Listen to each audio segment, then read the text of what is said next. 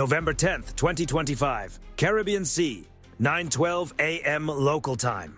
For the USS Gerald R. Ford, the most advanced aircraft carrier on Earth, the morning was meant to be routine. A standard transit through open water, steady patrol patterns, clear skies, and nothing on the horizon that suggested trouble. Then, inside the Ford's Combat Direction Center, a quiet alert cut through the calm. New surface contact. Range 38 nautical miles, bearing 096. At first, it barely drew attention. A small return on the screen, nothing more than a distant vessel moving through the Caribbean, but seconds later, the numbers changed. 12 knots, then 15, then 22, all in less than 2 minutes. The watch officer leaned closer to the display. That kind of acceleration was not casual movement. It had purpose. Moments later, the USS Gravely, one of the Ford's escorts, confirmed the contact on her SPY-1 radar. The picture became clearer. A Venezuelan Guaycari-class patrol vessel, older and far smaller than anything in the American carrier group, but moving hard and fast, pushing well beyond what would make sense for a normal offshore patrol. Inside the Ford's CIC, the mood shifted instantly. Track Sierra 84 was now classified as an approaching naval vessel. Closest point of approach, under 3 miles. No message, no explanation, no response. This was no simple mistake. It looked deliberate. High above the carrier's island, long-range optical systems turned toward the distant shape on the water. Through the haze, the outline sharpened. A low hull, a sharp bow, and a vessel cutting through the soft Caribbean swells with unusual urgency. Heat distortion above the deck showed its engines working near their limit. The Ford did not turn. It did not slow down. It did not acknowledge the move. A carrier of that size does not step aside for pressure, but its escorts do move. The USS gravely adjusted formation, sliding outward with calm precision, placing herself between the Venezuelan vessel and the carrier's starboard quarter. The maneuver was so controlled it looked rehearsed, like a steel shield moving into position across the water.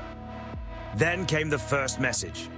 Venezuelan naval vessel. This is a United States naval vessel conducting lawful transit in international waters. Alter course immediately.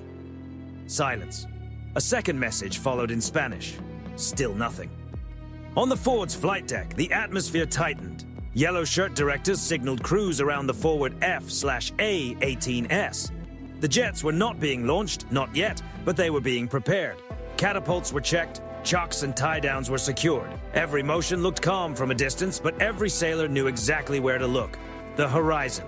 Above the group, an E-2D Hawkeye tracked the approaching vessel's course. Radar operators marked the new vector. No drift, no correction.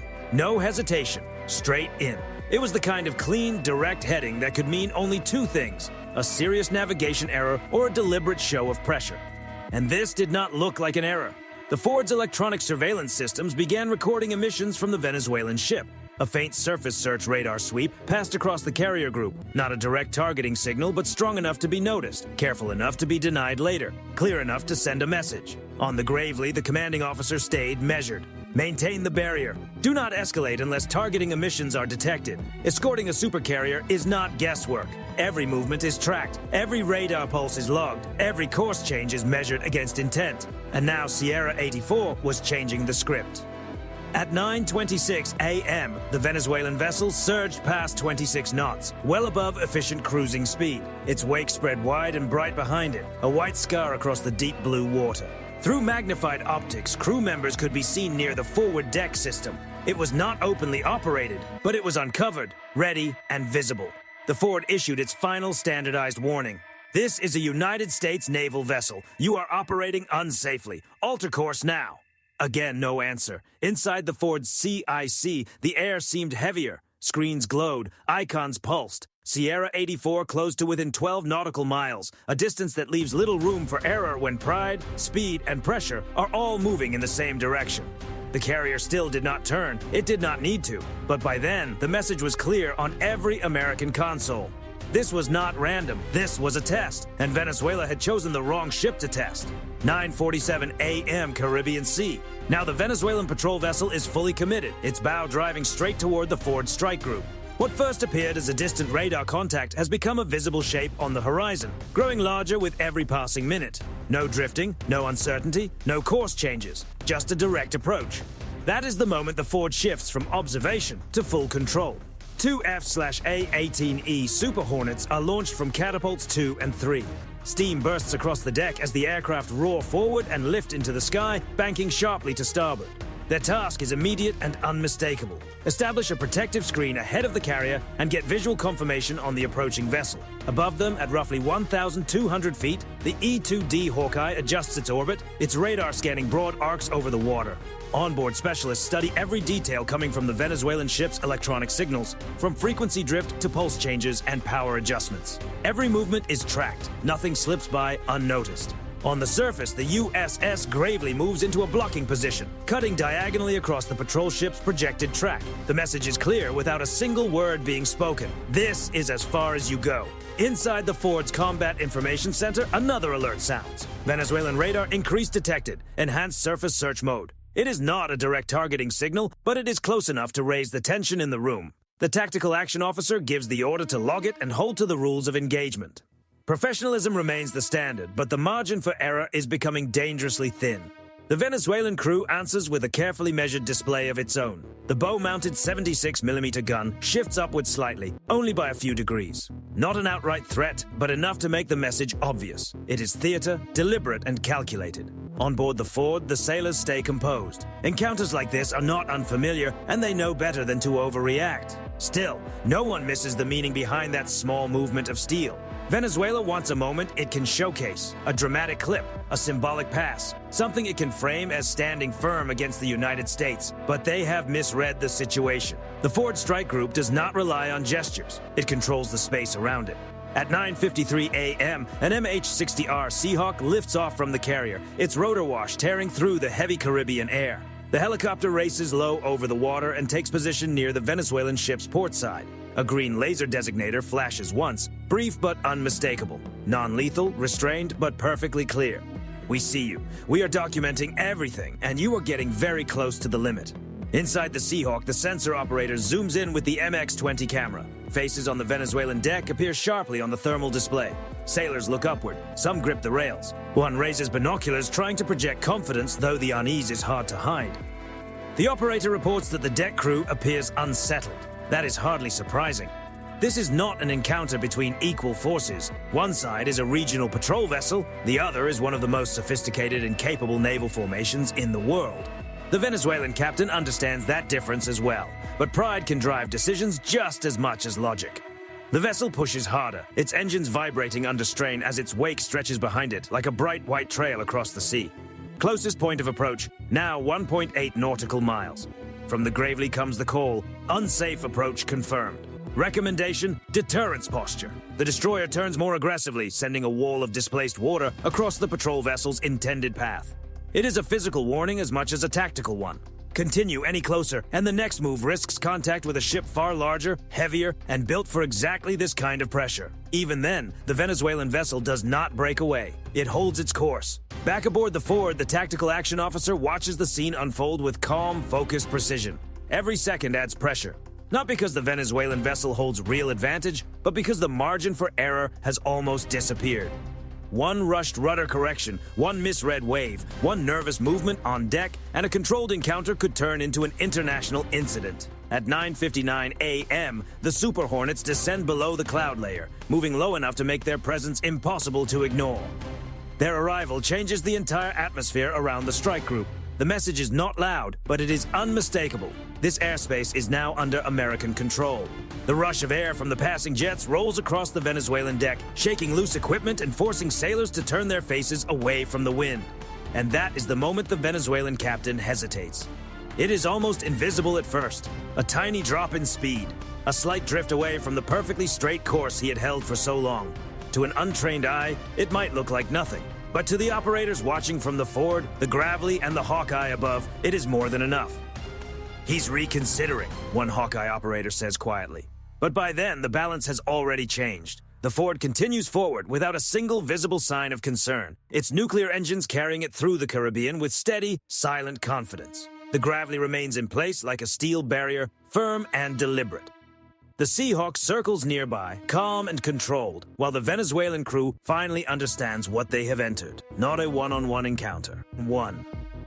Not a symbolic challenge. An entire American strike group, fully alert, fully coordinated, and completely in control of the space around it. The mistake has already been made. And now Venezuela is beginning to understand the size of that mistake. 10:04 a.m. Caribbean Sea. The Venezuelan patrol vessel is closer than any careful captain would ever want to be. Its engines strain as the bow drives through the swell, chasing a moment of pride that is slipping away with every yard. But inside that steel hull, something begins to give. Not the engines, not the structure, the confidence. On the Ford's CIC screens, the Venezuelan radar pattern suddenly flickers. A brief, uneven jump in frequency. A sloppy signal spike. To the American technicians watching the data stream, it says one thing clearly. Someone on that bridge is under pressure. The SLQ-32 system records the fluctuation instantly. Venezuelan radar instability detected, an analyst reports. Possible operator overload. It is the first visible sign that the pressure is working. On the water below, the commanding officer aboard the Gravely speaks into the bridge microphone with steady control. Maintain intercept area. Do not alter course. The destroyer continues its diagonal movement across the Venezuelan ship's projected path, forcing the captain to make a decision. Keep pushing into the Gravely's lane or accept that the moment is over. There is no need for dramatic gestures from the American side. The geometry alone tells the story. The Gravely holds its position. The Seahawk continues circling. The Super Hornets remain overhead, and the Ford moves forward as if the sea itself has already made room for it. Then the Seahawk operator notices something.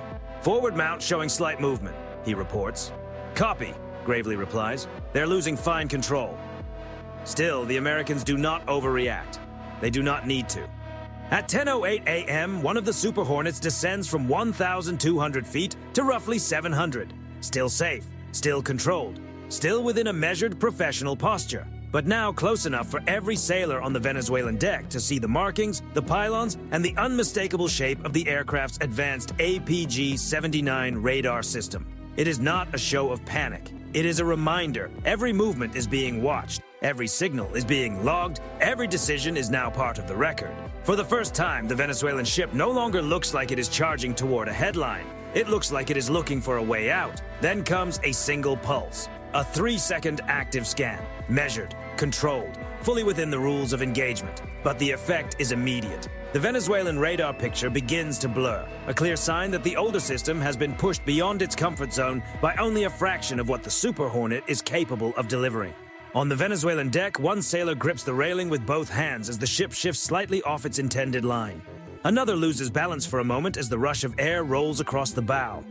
A third raises a hand, though whether it is a signal, a reaction, or a call for direction is impossible to tell. Then the Hawkeye reports what everyone has been waiting for, contact reducing speed. And there it is. The patrol vessel begins bleeding off knots. Its bow settles lower into the water. The wide foaming wake behind it begins to narrow. The aggressive posture that had defined its approach starts to fade. The Ford, by contrast, has not changed speed by even a fraction. The supercarrier continues forward with the calm certainty of something too massive to be rushed and too disciplined to be provoked. The Gravely holds her position. The Seahawk continues its orbit. The Hornets climb slightly, still watching, still recording, still in complete control of the space around the strike group. At 10:12 a.m., the Venezuelan captain finally breaks radio silence. A rough transmission crackles across the open frequency. United States vessel, we are adjusting course. No apology, no explanation. But every sailor aboard the Ford understands what the message really means. They pushed too far. The strike group does not celebrate. There is no dramatic turn, no pursuit, no unnecessary display. That is not how professionals respond. The Ford maintains course. The Gravely slowly widens the gap. The Hornets climb to 1,500 feet and return to their combat air patrol track. The Seahawk turns back toward the carrier. From above, the Venezuelan ship looks different now. Smaller, quieter, almost isolated against the wide blue Caribbean.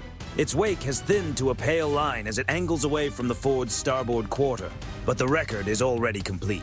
The Seahawk captured it. The Hawkeye captured it. The Ford's cameras captured it. The unsafe approach, the radar spikes, the attempted close pass, and the moment the pressure became too much to maintain. This was not a clash. It was a lesson delivered without chaos, without panic, and without the Ford ever needing to change its course. At 10:17 a.m., the Venezuelan vessel is more than 7 nautical miles off the Ford's flank. Still visible, but pulling away with every passing minute. On the Ford's bridge, the captain says nothing. He does not have to. His ship says enough. 100,000 tons of American resolve moving steadily through the Caribbean, carrying its air wing, its escorts, its nuclear power, and a message every rival navy understands. You can approach, you can posture, you can try to create a moment, but you do not intimidate the USS Gerald R. Ford. Because challenging a supercarrier is not a sign of strength. It is a miscalculation, a very, very costly one.